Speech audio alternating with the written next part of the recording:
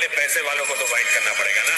क्या मतलब है मोदी जी? दिल्ली के मुख्यमंत्री के घर आज दल बल के साथ ईडी की टीम पहुंच गई है। पुलिस ने उनके घर को घेर लिया है। सीबीआई मनी लॉन्ड्रिंग के जुर्म में फेरा एक्ट के तहत आपको अरेस्ट किया जाता है।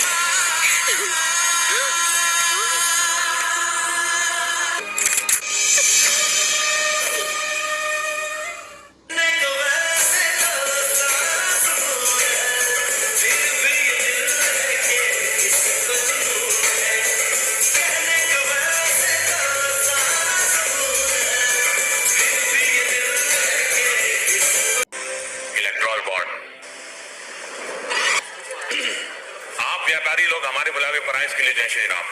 हमने अब सभी व्यापारियों के लिए एक नई स्कीम की शुरुआत करी है जिसका नाम है इलेक्ट्रल बॉन्ड्स। मोदी जी, ये इलेक्ट्रल बॉन्ड्स क्या होता है? इससे करंट लगता है क्या? लाखों करोड़ों रुपए का धंधा करने वाली कंपनीज को सरकार को अपनी कमाई का 30% जीएसटी देना होता है। उसे भरने से बचने के लिए जो कंपनीज पॉलिटिकल पार्टीज को फंड्स देती है वो है इलेक्ट्रल बॉन्ड्स। 2019-20 में केवेंटर ग्रुप को 12 लाख का मुनाफा हुआ।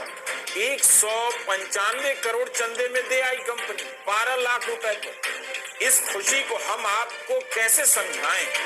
195 करोड़ में से 144 करोड़ केवल बीजेपी को मिला, वो भी तब जब मुनाफा मात्र 12 लाख का हुआ।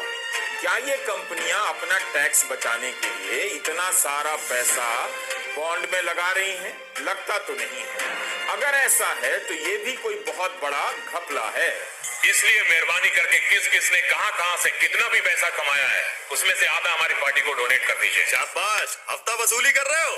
नहीं, देश का विकास कर रहा हूँ। मोदी जी, आपको जितना भी चंदा चाहिए मुझसे लीजिए, मैं चंदा दूंगा। कर दो ना, मैं तो चंदा बंदा नहीं दूंगा। जो लोग बीजेपी को चंदा देना चाहते हैं वो यहाँ आकर इलेक्ट्रल बॉन्ड्स खरीद सकते हैं, और जो धंधे के बदले चंदा नहीं देना चाहते हैं वो ऑफिस रूम में मेरा वेट करें। उठो भैया। राम राम जपना, पराया माल अपना। धंधा करेंगे हम और चंदा लेगा ये ना। मैं तो हफ्ता नहीं दूंगा।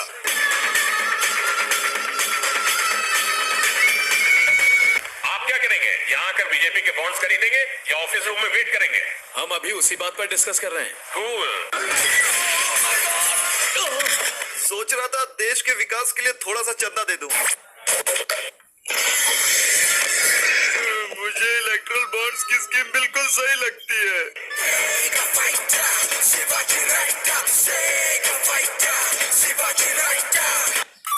हेलो मंत्री जी, धंधा शुरू करने के लिए बीजेपी की शुभकामनाएं। कुल मिला के 340 करोड़ का धंधा हुआ है आपका। उसमें से आधा बीजेपी को चंदा, बाकी आपका, नहीं तो पूरा ईडी सीबीआई का। कौन हो तुम? मोदी। मोदी।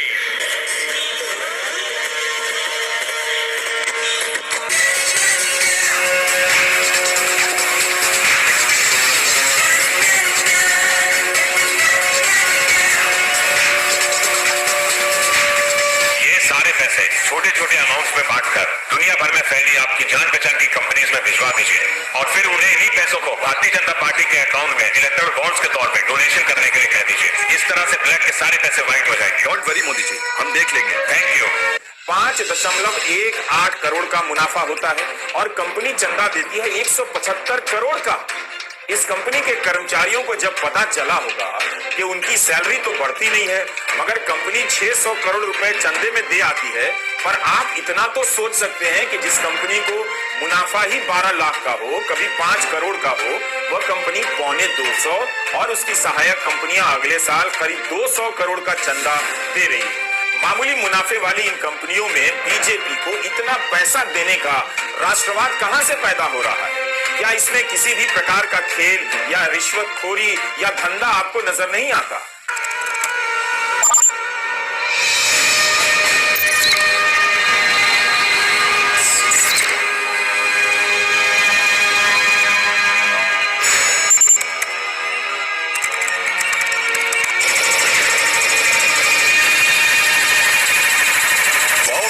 हमारा भेजा हुआ ब्लैक मनी जेम्स बॉन्ड की तरह बदल के इलेक्ट्रल बॉन्ड्स के रूप में फिर हमारे पास आ गया, व्हाइटर देन व्हाइट। इसे हम 2024 के चुनाव में लगाएंगे तो कोई अपोजिशन आसपास भी नजर नहीं आएगा। क्या इस तरह से चुनाव होता है?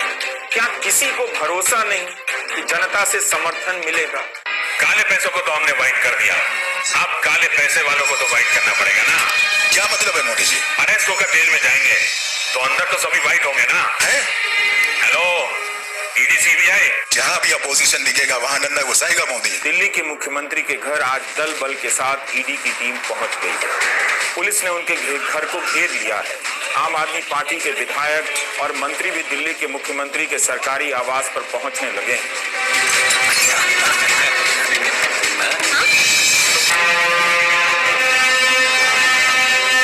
सीबीआई मनी लॉन्ड्रिंग के जुर्म में फेरा एक्ट के तहत आपको अरेस्ट किया जाता है।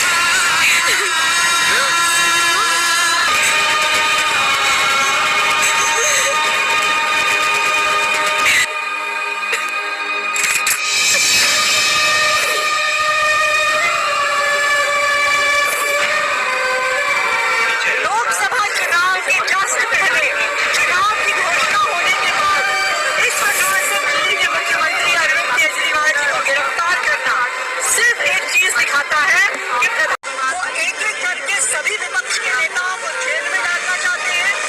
कम से कम 10 साल की सख्त सजा तो जरूर होगी। क्या प्रधानमंत्री नरेंद्र मोदी को अपनी लोकप्रियता पर भरोसा नहीं कि वे चुनाव में उतरने से पहले विपक्ष के नेताओं को इस तरह से बंद करा रहे? एक नंबर का फ्रॉड है। क्या जनता इतनी भोली है? वह नहीं देख रही है कि ये जांच एजेंसियां कितनी निष्पक्ष हैं? अगर ये निष्पक्ष हैं, तो बीजेपी के नेताओं के घर का पता इन्हें नहीं मालूम? हर समय विपक्ष का नेता ही इन जांच एजेंसियों से क्यों घिरा नजर आता है? ये क्या तरीका है? ये चुनाव जीतने का, लड़ने का, जीतने का क्या तरीका है? इस देश में क्या लोकतंत्र बचेगा? शराब का घोटाला क्या है? शराब का लिकर स्कैम क्या है? कम से कम 100 करोड़ की रिश्वत मिलती है। कम से कम 100 करोड़ की रिश्वत। घूस दो साले को जेल में जिंदगी भर चलता रहे। आप भी गजब, भारत के लोकतंत्र पर जो काल नाच रहा है वो नाच देखकर भी नहीं देख रहे हैं। क्या भाई, देश को लूटा क्या? शहीद जवानों के नाम पर वोट मांगा क्या? नहीं। तो फिर किया क्या है तुमने?